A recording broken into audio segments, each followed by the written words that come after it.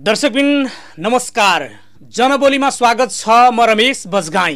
आज मे 1 तारिक अर्थात् अन्तर्राष्ट्रिय श्रमिक दिवस।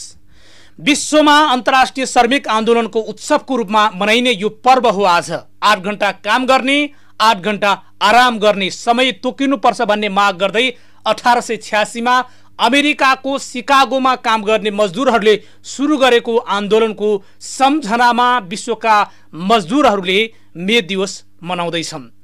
तर विडम्बना, नेपालको सन्दर्भमा हरेक आन्दोलनमा मजदुरको जिकिर भयो। अझ भनौँ मजदुर सहभागी नभएको आन्दोलन कोही पनि भएन। र यो देशमा गणतन्त्र ल्याउँदा होस्, हरेक परिवर्तनमा मजदुरको भूमिका महत्त्वपूर्ण छ। मजदुरकै रगतको खोलो बगेर यो देशमा गणतन्त्र आएको छ। यो देशमा व्यवस्था पुरै परिवर्तन भए पनि मजदुरको जीवनस्तरमा कुनै परिवर्तन हुन सकिरहेको छैन। मजदुरकै भोट लिएर, मजदुरकै घरमा बास मागेर, मजदुरकै खाना खाएर संसद भवन छिरेकाहरूको जीवनस्तर कहाँदेखि कहाँ पुगिसक्यो। तर यद्यपि मजदुरहरूको जीवनस्तर जहाँको त्यही छ। यो तितो सत्य र यथार्थ नेपालको सन्दर्भमा छ। अहिले पनि काम गरी खाने वर्गको अवस्था उस्तै छ। चाहे सडकमा रिक्सा चलाउने वर्ग होस्, चाहे सडकमा भारी बोक्ने मानिसहरूको अवस्था होस्, निर्माण क्षेत्रमा काम गर्ने मजदुर होस्, या बेल्चा चलाउने महिला दिदीबहिनीहरूको अवस्था होस्, आज पनि यो अवस्था सुधार हुन सकेको छैन। कारण नेपालको राजनीति, कारण नेपालका नेताहरूले बनाउने नीति, कारण यो देशमा सधैँ मजदुरलाई मजदुर बनाइराख्नु पर्ने नेपालको परिवेश र मजदुरमाथि राजनीति गरिराख्नु पर्ने नेपालका राजनेताहरूको दृष्टिकोणका कारण अझै पनि मजदुरको जीवनमा सुधार हुन सकिरहेको छैन। आज यो कार्यक्रमबाट बोलिरहँदा हामी मजदुर दिवसको सन्दर्भमा कुराकानी गर्नेछौँ। ठ्याक्कै झन्डै यो 1 वर्ष कोरोनाको त्रास मात्र होइन, कोरोनाको रापले मजदुरको जीवन स्तर माथि उठ्न दिएन। सबैभन्दा बढी पीडा पर्यो त गरिखाने वर्गलाई, सबैभन्दा बढी दुःख दियो त यो कोरोनाले मजदुर वर्गलाई, श्रम बेचेर साँझ बिहानको छाक टार्ने वर्गका लागि भन्ने हो भने यो कोरोना एक महामारीको रूपमा आइपुगेको छ। अहिले पनि निषेधाज्ञा जारी छ। सबैभन्दा बढी समस्या काम गरी खाने वर्गलाई छ। दिनभरि काम नगरी साँझको छाक टार्न मुस्किल पर्ने वर्गलाई अहिलेको यो कोरोना र निषेधाज्ञाले सबैभन्दा ठुलो मार परेको देखिन्छ। अहिले पनि काम गर्ने मान्छेहरू काम गरिरहेका छन्। यद्यपि सरकारको नियम पालना गर्न जरुरी छ। सरकारले भनिरहेको छ सुरक्षित ढङ्गबाट घरमै बस्नुहोस्, तर घरमै सुरक्षित बनेर साँझ बिहानको हातमुख जोड्न सक्ने अवस्था छैन, परिवार पाल्न सक्ने अवस्था छैन। यो बाध्यताका बीचमा पनि काम गर्नुपर्ने अवस्था सिर्जना भएको छ। एक दिन मजदुर दिवसका दिनमा मजदुरका बारेमा बोलेर केही पनि हुँदैन। एक दिन मजदुर दिवसका दिनमा मजदुरको हक र अधिकारका विषयमा कुल्ला हालेर र कराएर केही पनि हुनेवाला छैन। तर यद्यपि यो देशमा आमूल परिवर्तन गर्ने हो र मजदुरको जीवनस्तर सुधार गर्ने हो भने नीतिसङ्गत ढङ्गबाटै, नीतिगत आधारमै मजदुरको जीवन परिवर्तन हुने खालका कार्यक्रम ल्याउन जरुरी छ। रोजगारीका कुराहरू ल्याउन जरुरी छ। प्रधानमन्त्री स्वरोजगार कार्यक्रममा एक दिन झार उखेल्न पठाएर मजदुरको जीवनस्तर परिवर्तन हुन सक्दैन। एक दिन सडकमा माटो हाल्न पठाएर मजदुरले पाएका छन्, मैले दिएको छु भन्ने यदि प्रधानमन्त्री र यो देशको सरकारले दिवा सपना देखिरहेको छ भने गाउँ स्तरमा मजदुरको अवस्था त्यस्तो छैन। नभए गाउँ र टोलमा काम गरी खाने वर्गको अवस्था हेर्न सरकारका प्रतिनिधि आए हुन्छ, बुझे हुन्छ। अवस्था यस्तै छ। आदरणीय दर्शक महानुभावहरू, तपाईँ कार्यक्रम जनबोली हेर्दै हुनुहुन्छ र प्रवासमा रहने हाम्रा दाजुभाइ हुनुहुन्छ भने कृपया हामीलाई सेयर गर्नुहोला। जति कार्यक्रम तपाईँले हेरिराख्नु भएको छ यो तपाईँहरूको आफ्नो कार्यक्रम हो। हामी कोरोना त्रासको बीचमा जनबोलीलाई हामीले जति सक्छौँ जनताको आवाज बनाउने चेष्टा गर्ने तयारीमा लागिरहेका छौँ। चाहे प्रवासको आवाज होस्, चाहे नेपालको आवाज होस्, जहाँ जोसुकै भए पनि हाम्रा नेपाल र नेपाली दाजुभाइको बुलन्द आवाज बन्ने कोसिसमा हामी लागिरहेका छौँ। र कार्यक्रम हेर्दै हुनुहुन्छ भने धेरैभन्दा धेरै ग्रुपमा सेयर गरिदिनु होला। तपाईँहरूलाई मन लाग्यो कि केही बोल्न मन छ, नेपालीहरूको पीडालाई समस्या छ र हामीलाई पनि केही कुरा पुर्याउनु मन छ भन्ने लाग्यो भने कृपया हाम्रो इमो नम्बर छ 98 484 33 989 9848 33989 यो लाइनमा तपाईँ आइदिनु भयो भने तपाईको आवाज हामी जस्ताको त्यस्तै देखाउने मात्रै छैनौं, सुनाउने पनि छौं र तपाईको दृश्य हामी आम रूपमा सम्बन्धित पक्षलाई गजगजाउने छौं।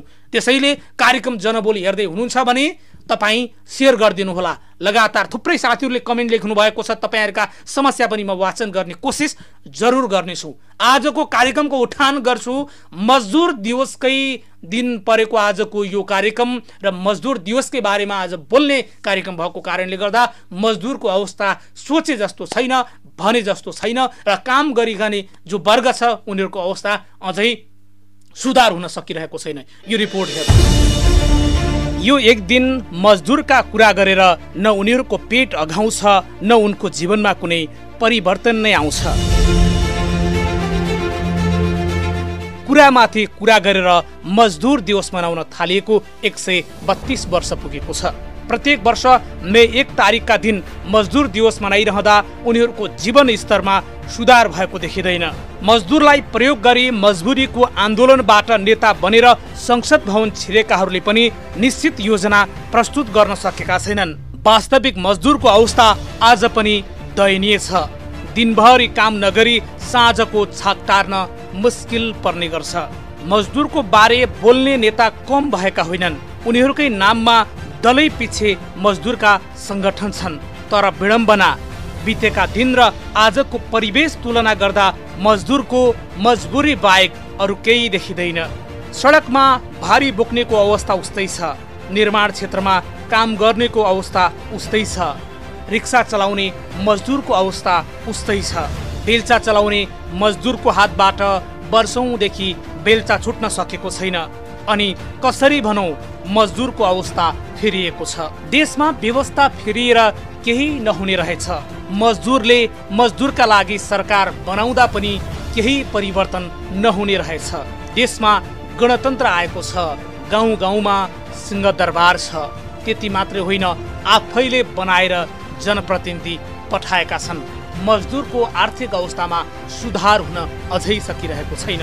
श्रमिकको नाम बजाएर सत्तामा पुगेकाहरूको जीवन कहाँदेखि कहाँ पुगिसक्यो। मजदुरको घरमा भात खाएर, मजदुर लडाएर, मजदुर आन्दोलन गरेकाहरूले समेत आज आफ्नै पीडा नबुझेको उनीहरूको गुनासो छ। मजदुर दिवस हो, अब हामीले मजदुर दिवस लागेको छैन। यहाँ लोकतन्त्र गणतन्त्र भयो, सरकारले हेरेको छैन। मजदुरहरू इटा बोकिराखेका छन्, हामी पनि काम गरिराखेका छौँ। सम्पूर्ण मान्छेहरू आफ्नो काम गरिराखेका छन्। मजदुर दिवस कसैले थाहै छैन हामीले मजदुर दिवस हो भन्ने कुरा समाचारमा त हामी सुन्छौँ, तर मजदुर दिवस भने यहाँ के हो त्यसको अर्थै थाहा छैन यहाँको सरकारको कारणले गर्दा। अब के गर्ने सर, अब काम त गर्नै पर्यो, घरमा चाहियो अब त्यही कारण काम गर्नै पर्यो। लकडाउन भए पनि काम नगरेर कामै चल्दैन, त्यही हो समस्या। सरकारले त राहत दिन्छौँ काम नगर भाइ भित्रै बस भनिरहेछ त। खै अब हामीलाई त दिए छैन त्यस्तो, अघिल्लो साल पनि दिएन सर। सरकारबाट केही साथ केही छैन।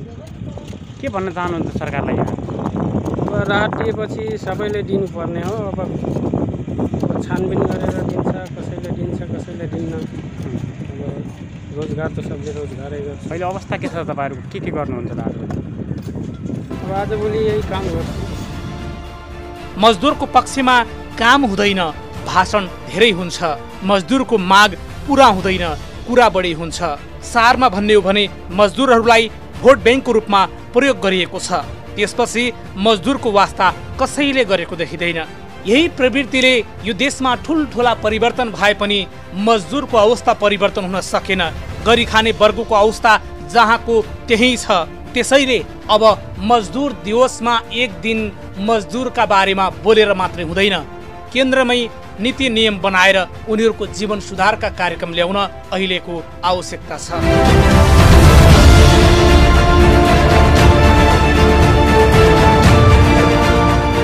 दर्शकबिन, तपाईँ यति बेला जनबोली हेर्दै हुनुहुन्छ र जनबोली हेर्दै हुनुहुन्छ भने तपाईँले यो कार्यक्रम आफ्नो कार्यक्रम हो र यो कार्यक्रमलाई सेयर गरिदिनु होला। जति भन्दा धेरै ग्रुपमा सेयर गर्नुभयो भने त्यो जानकारी हामीलाई दिनुहोला। हामी आज मजदुर दिवसकै दिनमा पनि धेरै व्यक्तित्वसँग कुराकानी गर्ने कोसिसमा लागिरहेका छौँ। त्यसो त कोरोनाको शान्ति सुरक्षाको अवस्थामा सुरक्षा व्यवस्था कस्तो छ, हाम्रा अटेरीपनले उठाएका कयौँ प्रश्नहरूलाई पनि आजको कार्यक्रममा हामी उठान गर्नेछौँ। त्यो सँगै नेपाली कङ्ग्रेसको धारणा, त्यसो त सुदूरपश्चिम सरकारले काम गर्न सकेन भनिरहँदा नेपाली कङ्ग्रेसका प्रदेश सभा सदस्य जो डाक्टर रणबहादुर रावल हुनुहुन्छ, उहाँसँग पनि हामी कुराकानी गर्नेछौँ। अबको क्रममा हामी नेपाली कङ्ग्रेसले मजदुरका बारेमा के कुरा गर्यो, प्रदेश सरकारले काम गर्न सकेन, कोरोनाको विषयमा यो पटक मात्र कङ्ग्रेसले भनेको होइन, विगत धेरै पटक भन्दै आएको छ। र आज हामीसँग सिधा सम्पर्कमा हुनुहुन्छ नेपाली कङ्ग्रेसबाट प्रदेश सभा सदस्य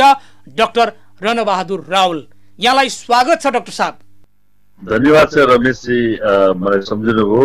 विशेष गरी यो जनगोली कार्यक्रममा जनतामा पुर्याइदिनु भएकोमा यहाँलाई म धेरै धेरै धन्यवाद दिन चाहन्छु। अब आज दिन पनि यस्तो परेको छ कि मजदुर दिवस आज परेको छ, कतिपय श्रम र श्रमजीवी वर्गका कुरा गर्ने दिन पनि हो। अब तपाईँहरूले सरकारले काम गर्न सकेन, कोरोना रोकथाम र नियन्त्रणमा पनि सरकार असफल भयो भनेर बेला बेला भनिराख्नु भएकै छ। आजको यो दिनमा कङ्ग्रेसले श्रमिकलाई कसरी सम्झिन्छ र कङ्ग्रेसले श्रमिकहरूका लागि के काम गरिरहेको छ, पहिलो प्रश्न मेरो यसबाट सुरु गर्छु। रमेशजी, वास्तवमा मे 1लाई आज संसारभरि नै श्रमिक दिवसको रूपमा इन्टरनेसनल लेबर डेको रूपमा मनाउने गरिन्छ। वास्तवमा श्रमिकहरूले आफ्नो श्रमको सही ज्याला पाउनुपर्छ भन्ने भनाइ पनि हो र श्रमिकहरूलाई समयमा एउटा मानवीय हिसाबले चाहिँ दिनुपर्छ। उनले गरेको श्रम अनुसारको उनले चाहिँ त्यो मेहनत अनुसारको चाहिँ त्यसलाई चाहिँ एउटा क्षतिपूर्ति पनि दिनुपर्छ भन्ने सन्दर्भमा वास्तवमा लामो समयदेखि एउटा अन्तर्राष्ट्रिय जगतमा पनि एउटा अभियानकै रूपमा यो लेबर डे मनाइने गरिन्छ।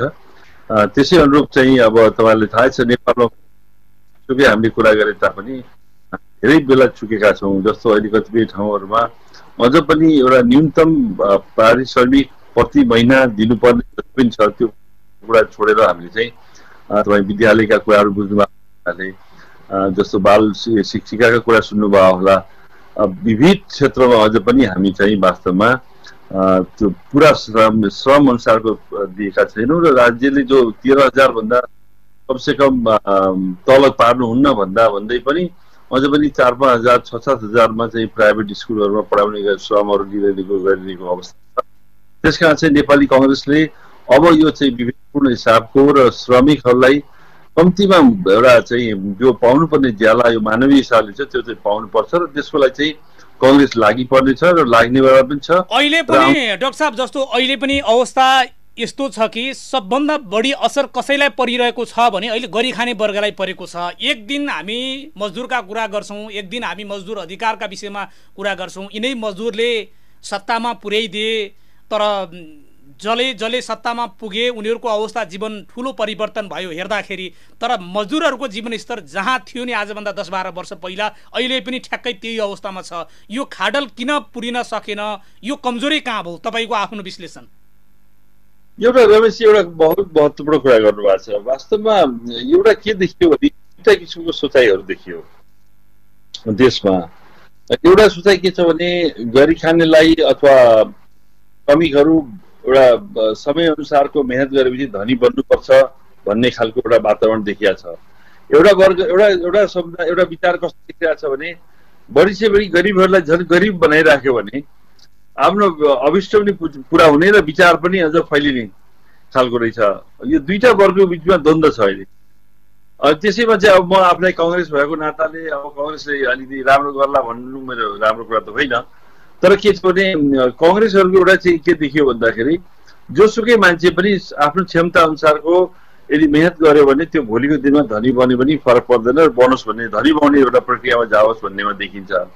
नेपाल कम्युनिस्ट पार्टीसँग जोडिएका जति पनि साथीहरू हुनुहुन्छ नेताहरू, उहाँहरूले पनि त गरिबै बनाइरहँ भने त होइन, तर जति गरिबहरू बनिरहनु सक्यो त्यो के हुन्छ त्यो राजनीति गर्दाखेरि अलि भिडहरू जम्मा गर्न सकिने र उनका मुद्दाहरू बारम्बार उठाउन सकिने र उनीहरू धनी हुँदै गयो कम्युनिस्ट विचारै भन्ने डर एउटा मनोविज्ञान अहिले त्यो अवस्था आएको जस्तो मलाई लागेको छ। कुनै पनि कार्यक्रम गर्नु पर्दा आज पनि एउटा कुरा के छ भने जस्तो कुनै पनि कार्यक्रम गर्नु पर्यो, चाहे कङ्ग्रेस होस् चाहे अब कम्युनिस्ट कुरा गरौँ, त्यो बेलामा गाउँ गाउँबाट गरिखाने वर्ग चाहिने, ट्र्याक्टरमा लोड गर्नुपर्ने, जानुपर्ने, गाडी पठाउनु पर्ने, मजासँग आमसभा सुन्नुपर्ने, भिड देखाउनु पर्यो भने यो भिड देखाएर चाहिँ राजनीति गर्नेहरूले गर्ने भयो, यति जना जम्मा भए, यति जनता जम्मा भए भन्ने भयो।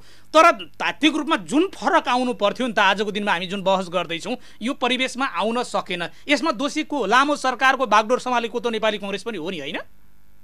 त्यसरी म के भन्दैछु भने रमेशजी, हामीले आफूलाई चाहिँ दुधले धोएको भनेर भन्नु पनि राम्रो सुहाउँदैन तपाईँले भने जस्तै। तर एउटा कुरा के छ, त्यहाँ एउटा के छ भने एउटा प्रवृत्ति के छ भने चाहिँ राजनीति गर्ने बढी पछ्याउने भने त्यो वर्ग हो जसको हातमा छैन, स्रोत साधन छैन, ऊ चाहिँ उसलाई चाहिँ ल आऊ जाऊ भनेपछि छिटो आउने भयो।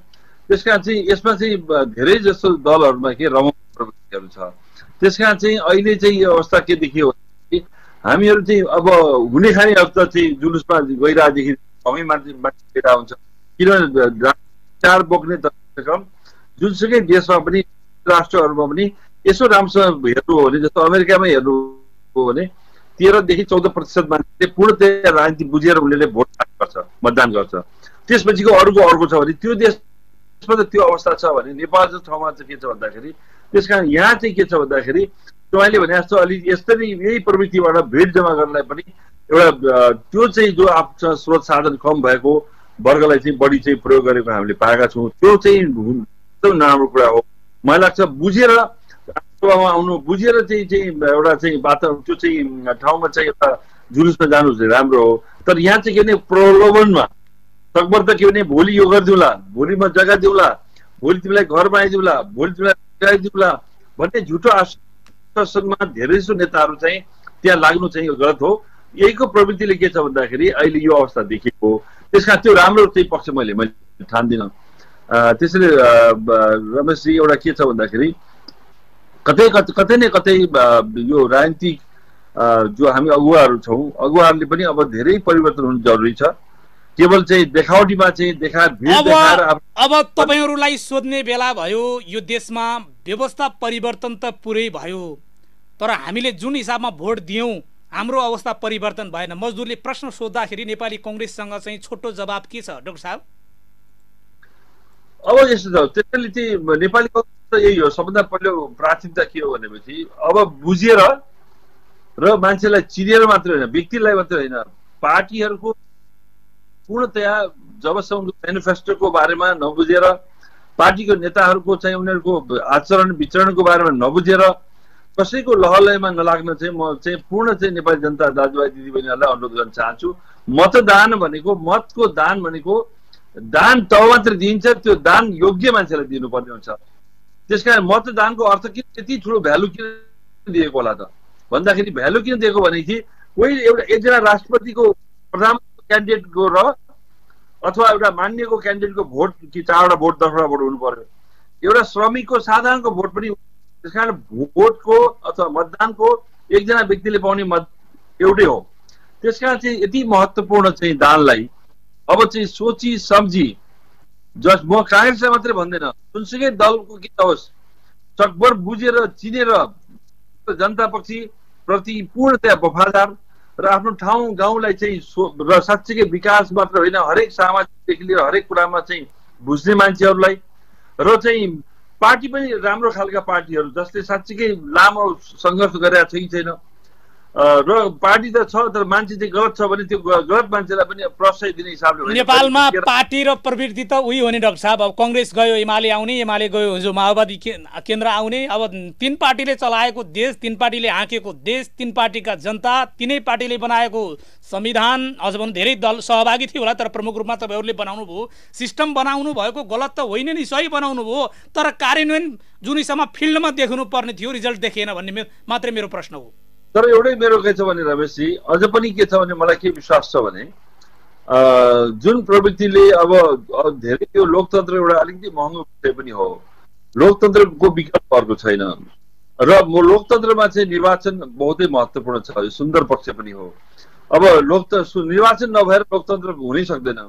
त्यसकारण एउटै कुरा कि जति हामी लोकतन्त्रमा चाहिँ निर्वाचन प्रक्रियाहरू अगाडि बढ्दै जान्छ एक किसिमले के हुन्छ भन्दाखेरि त्यसले के हुन्छ भन्दाखेरि मान्छे जो मतदाताहरूलाई कमसेकम अब एउटा सोच्ने अब सही ढङ्गको व्यक्तिहरूलाई सङ्घको पार्टीले हामीले दिनुपर्छ, नत्र चाहिँ गलत प्रवृत्तिलाई अगाडि बढायौँ भने के भने चाहिँ त्यसको चाहिँ समग्र देश जनतालाई चाहिँ एउटा ठुलो घात हुन सक्ने परिस्थिति छ भन्ने बुझाउनलाई हामीले चाहिँ लाग्नुपर्छ र समयले बुझाउँछ पनि।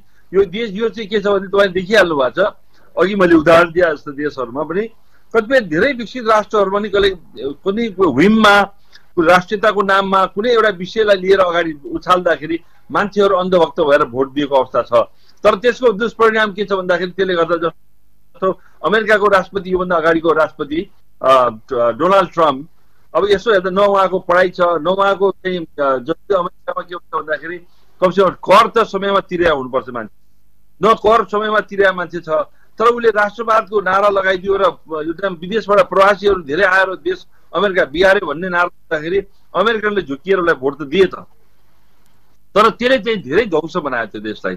त्यसैले के हुन्छ त्यो देशमा त्यो छ भने नेपालमा अब मैले के बुझेँ भने नेपालमा पनि हामीले सोच्दाखेरि अहिले जस्तो अहिलेको 74को निर्वाचन पश्चात अहिलेको सम्माननीय प्रधानमन्त्रीजी हुनुहुन्छ, उहाँलाई चाहिँ अब एक्चुअली उहाँले पनि राष्ट्रियताको कुरा ल्याउनु भयो, यो चाहिँ एउटा चाहिँ बोर्डर सिलका कुराहरूको कुरा थियो, ती सबै कुरा उठाउँदाखेरि त राम्रो त उठाउनु भयो नि त उहाँले, यो राष्ट्रवादी रहेछ क्या हो, यसले अब केही गर्छ क्या हो भन्ने खालको चाहिँ ठुलो जनतामा प्रभाव हुँदाखेरि र नेकपा एमाले र नेपाल माओवादी केन्द्र मिल्दाखेरि त्यो चाहिँ अहिले सरकारमा त आयो।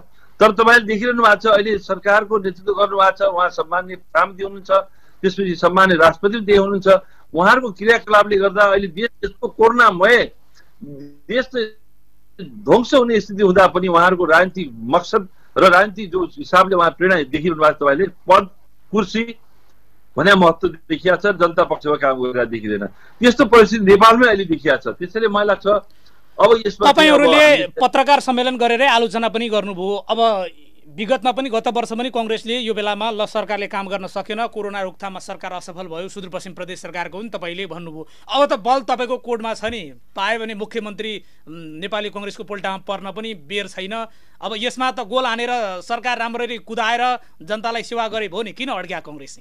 म एउटा कुरा धन्यवाद दिन चाहन्छु। अहिलेको हामी हौसिएर अब मन्त्री मुख्यमन्त्री बन्ने हिसाब भन्दा पनि अहिलेको तरलता जो छ सृजना भएको छ, यो सम्माननीय प्रधानमन्त्री केपीओलीजीको कारणले र राष्ट्रपतिजीको कारणले म भन्छु, त्यसपछि अरू दलका नेताहरूको कारणले पनि, र यो जुन तरलता आएको छ यसले चाहिँ एक किसिमले देशैभरिमा राजनीति अहिले जुन स्थिरता हुनुपर्ने राजनीतिको मोड राजनीतितिर भन्दा पनि अब आर्थिक विकास र उन्नति प्रगतितिर अब लाग्नुपर्ने बेला फेरि पुनः हामी चाहिँ ब्याक भएका छौँ। र यसकारण चाहिँ के भने सङ्घको चाहिँ अवस्था अहिले जो छ त्यसले गर्दा यसको बातचितहरू प्रदेशहरूमा आएको छ। तपाईँले भनेको सुदूरपश्चिममा पनि बिस्तारै बिस्तारै भित्र चाहिँ एक किसिमले बाहिर धुवा आइसकेको अवस्था छ। सरकार कुनै बेला पनि अल्प परिसकेको अवस्था छ, कुनै बेला ढल्न सक्छ। तर एउटा कुरा के भने हामी त्यति हौसिएर भोलि सरकारमा गइहालौँ भन्ने भन्दा पनि हामीलाई जनताले म्यान्डेट के दिएको भन्दाखेरि प्रतिपक्षको भूमिकामा बस्छ भनेर दिएको। अहिलेको सन्दर्भमा डाक्टर साहब, अब अहिलेको सन्दर्भमा तपाईहरु त न प्रतिपक्ष जस्तो न सत्ता पक्ष जस्तो न निर्णय गर्ने हेर्ने मात्रै आलोचना मात्रै गरेर पुगेन नि। ल अब तपाईको बेला भयो, कम्युनिस्ट सरकारले सकेन, कम्युनिस्टहरू मिल्न सकेनन्। अब यो देश संकटमा परेको बेला, प्रदेश संकटमा परेको बेला जनताको स्वास्थ्य अवस्थालाई सुधार गर्नका लागि र काम गर्नका लागि ल कांग्रेस अगाडि आउनु पर्यो भनेर फिल्डमा आएको बेला तपाईहरु पछाडि किन हट्नु भएको? अगाडि आउने बेला भएन र भने? यसमा के छ भने ठुलो कुरा हामी पछाडि हटेका छैनौँ। अहिले प्रदेशले अथवा देशले भूमिकामा हामी पूर्णतया कटिबद्ध भएर अगाडि बढ्न तयार छौँ। तर एउटै कुरा के छ भने यो मुख्यमन्त्री अथवा प्रधानमन्त्री पद मात्रै लिएर चाहिँ ठुलो हुन्छ भन्ने हामीले विश्वास गरेका छैनौँ। सबभन्दा ठुलो कुरा अहिले राजनीतिक तरलता छ, जुन हिसाबले जनतामा अहिले किसिमको चाहिँ राजनीतिप्रतिको वितृष्णा जो सुरु भएको छ, यसलाई चाहिँ कसरी चाहिँ एउटा चाहिँ निकास दिने हो त, त्यसमा हामी तल्लीन पनि छौँ। र दलका जति पनि जिम्मेवार दलहरू छन् जसको कारणले सरकार बन्न सक्छ, पहिलो प्राथमिकता त नेकपालाई नै हामीले चाहिँ सकभर तीव्र मिलेर काम गरेर भन्दा यो अवस्थामा पुगिसकेका छन्। त्यसैले अहिले पनि हामी के छौँ भने जिम्मेवारीबाट हामी पछाडि भागेको कि जिम्मेवारी लिनलाई पनि एउटा प्रक्रिया छ। प्रक्रियामा के छ भन्दाखेरि अहिले तपाईँले कमसेकम एउटा चाहिँ अब एउटा कुरा भनिदिनुहोस् न, यदि तपाईँ चाहिँ यो जुन हिसाबमा सरकार त एमाले भित्रको विवाद छ, एक हिसाबमा छँदैछ, यो साम्य होला जस्तो छैन, यो अवस्था परिवेश आयो भने तपाईँ मुख्यमन्त्रीका लागि तयार हो? कांग्रेसबाट चर्चा तपाईँको पनि छ। अब रमेशजी म चाहिँ अहिले नै त्यो भन्नुलाई चाहिँ एउटा राजनीति गर्ने मान्छे र नेपाली कांग्रेस प्रमुख प्रतिपक्षी दलको भूमिकामा छ। एउटा के हुन्छ भने तपाईँ एउटा सिद्धान्त के हो भन्दाखेरि प्रतिपक्ष भनेको नि वेटिङ गभर्मेन्ट। त्यसका चाहिँ वेटिङ भनेको बेला चाहिँ सत्ता पक्षले राम्रोसँग काम गर्न सकेन, अन्तिम अवस्था पुग्यो, त्यसबेला भूमिका चाहियो भने पहिलो भूमिका चाहिँ नेपाली कांग्रेस अझ भनौं डाक्टर रणबहादुर राहुल सुदूरपश्चिम प्रदेशको मुख्यमन्त्री बन्नका लागि तयार अवस्थामा हुनुहुन्छ कि हुनुहुन्न? यो कुरा चाहिँ एउटा ठूलो चर्चाको विषय अहिले भइसक्यो। त्यो भूमिकाको लागि कुनै हिसाबले नै पछाडि परिनेवाला छैन। तर एउटै कुरा मेरो रमेशजीलाई अनुरोध हो भने त्यो हौसिया अहिले नै बनिहालौँ, भोलि नै बनिहालौँ र यही मौका हो चाहिँ एउटा पद लिएर चाहिँ ठुलो चाहिँ मकसद पुरा गरौँ भन्ने छैन। एउटै कुरा के छ भने जबसम्म यो परिस्थितिको जुन सिर्जना भइरहेको यो तरलतालाई हटाउनलाई र हाम्रो भूमिकामा अहिले नेतृत्व भूमिका लिने बेला चाहिँ हामीले चाहिँ बहस पनि गरिरहेका छौँ। नेकपा माओवादी भनौँ, नेकपा एमालेको छ, दुईटै पक्षसँग राम्रोसँग सल्लाह गरिरहेका छौँ। त्यसपछि राजपाका 2टा सिट छन्, उहाँसँग समन्वय गरिरहेका छौँ। यो अवस्थामा हामीले चाहिँ बहुतै गम्भीर भएर चाहिँ अगाडि बढ्नुपर्छ र विशेष गरी यो 3 वर्षको दौरानमा नेपाल कम्युनिस्ट पार्टी हुँदाखेरिको र अहिलेसम्म मान्य मुख्यमन्त्री पनि हुनुहुन्छ, अहिले जुन हिसाबले काम भएको छ यो काम हेर्दाखेरि बहुतै दयनीय अवस्था छ सुदूरपश्चिमको।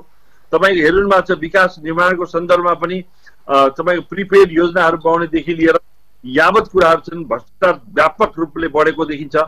तपाईँको हेर्नु भएको छ कुनै शान्ति सुरक्षादेखि लिएर महँगाई घटेको अवस्था छैन। त्यसका जनतामा के छ भन्दाखेरि एक किसिमले तपाईँ भन्नुहोस् कि कमसे कम यो सरकार भएपछि साँच्चीकै जनताले केही राहत त पाए है भन्ने खालको ठाउँ छ भने भन्नुहोस्। यत्रो कोरोना महामारी भयो, अहिले पहिलो चरणको तपाईँले देखिरहनु भएको छ, यसलाई चाहिँ मौकाको रूपमा लिएर यसलाई चाहिँ बरु चाहिँ दोहन गर्ने हिसाबले अगाडि बढ्यो। त्यसकारण यो सरकार पूर्णतया असफलता अगाडि बढेको हुनाले अहिले हामीले चाहिँ विकल्प सोच्नुपर्ने अवस्था तपाईँले भने जस्तो आइसकेको अवस्था छ। त्यसको लागि हामीले प्रक्रियागत हिसाबले एउटा चाहिँ विधिको हिसाबले त्यो परिणाममुखी काम गर्नको लागि हामीले आफ्नो हिसाबले समन्वय गरिरहेका छौँ र हामी चाहिँ प्रयास गरिरहेका छौँ आफू मात्रै पदमा जाने भन्दा पनि पहिलो यो तरलतालाई कसरी साम्य गर्ने र सबैलाई सम्झाएर अब धेरै भएन, कमसे कम यो सरकारले गर्न नसके पनि यही सरकारलाई नियन्त्रण दिन नसके पनि अब आउँदो सरकार सबै मिलेर अगाडि बढौँ। त्यसको नेतृत्वदायी भूमिका गर्नमा हामी पनि तयार छौँ। अन्य कुरा अन्य विकल्पहरु चाहिँ अब यदि चाहेको खण्डमा कांग्रेसले आफै सरकार बनाउने भयो, नभए अरु दलको नेतृत्वमा पनि सरकार बनाउन सकिने अवस्था भयो। तर यो सरकारको विकल्प खोज्ने बेला भयो हैन? यो सरकारको विकल्प इमिडिएटली खोज्ने बेला भइसकेको छ।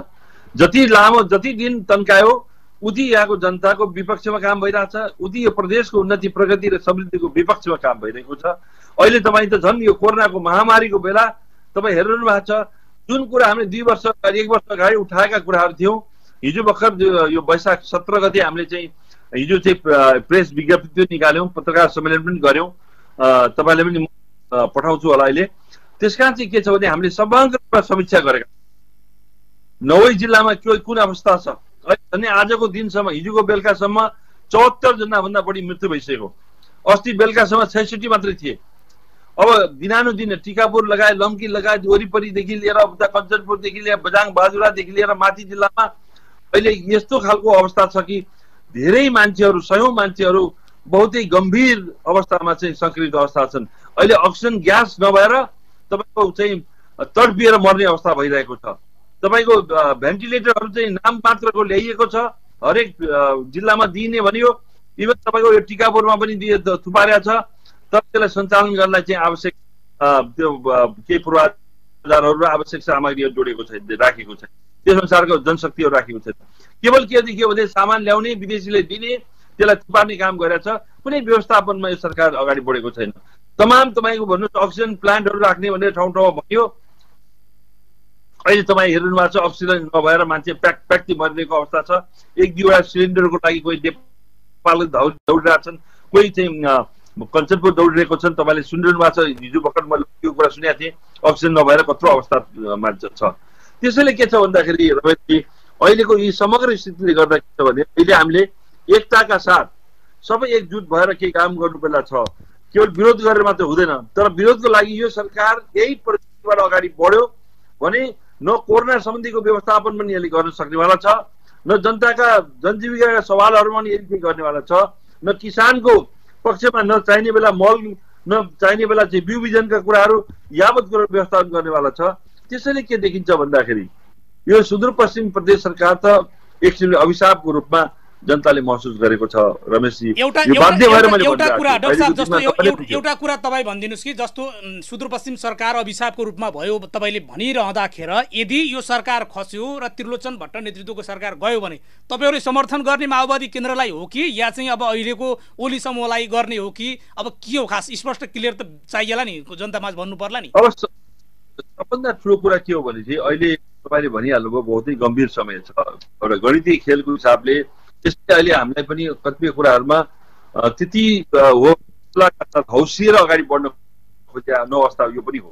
किनभने त्यही नेपाल कम्युनिस्ट पार्टी नेकपा भनौँ विगतको, जसको नेतृत्व अहिलेको चाहिँ सम्माननीय प्रधानमन्त्रीजीलाई मैले बारम्बार कोट गरेको छु, केपी ओलीजीले लिनुभएको छ। अब उहाँको देखिहाल्नु भएको छ तपाईँले।